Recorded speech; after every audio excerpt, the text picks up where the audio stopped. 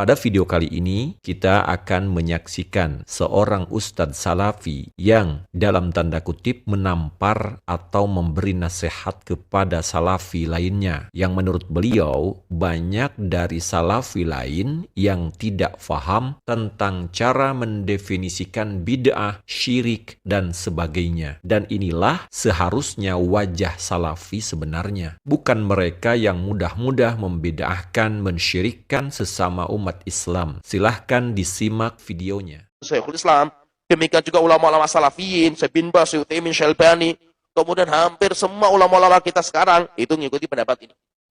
Tapi pahami ini pendapat khilafiyah masalah ini. Jumhur membolehkan. Lah, masalahnya di kita itu nggak tahu rincian masalah ini. Oh, pokoknya tawasul kepada kuburan itu syirik. Tawasul yang jenis apa? Antum maksudnya kayak apa kan itu? Karena keliru menggambarkan, akhirnya salah nanti penerapan.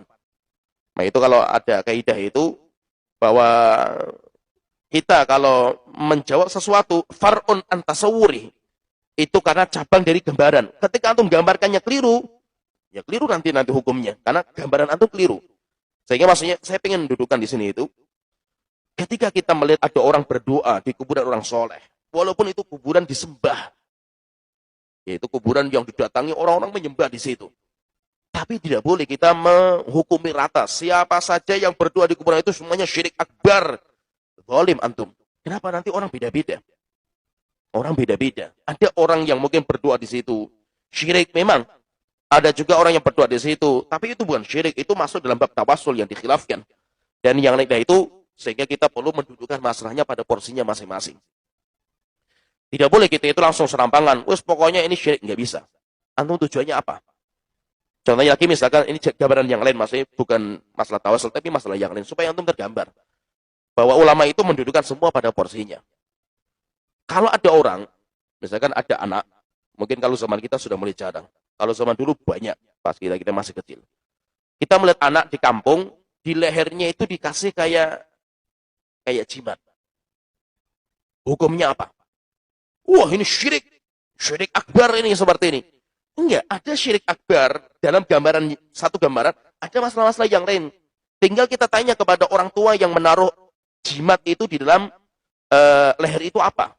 Maka nanti para ulama katakan jimat itu nanti bermacam-macam. Yang pertama, jika jimat itu berisi raja-raja permintaan kepada jin, yaitu yang dituju itu adalah jin, maka itu jelas syirik akbar.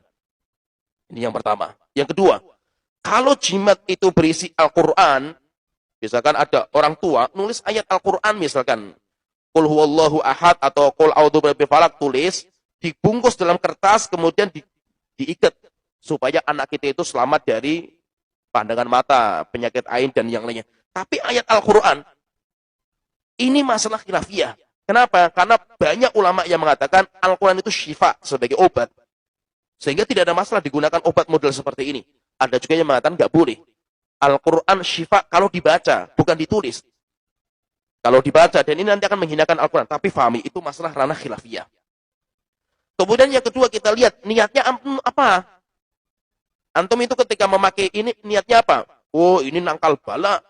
Kalau saya pakai ini, semua penyakit hilang semua. Ini bahaya.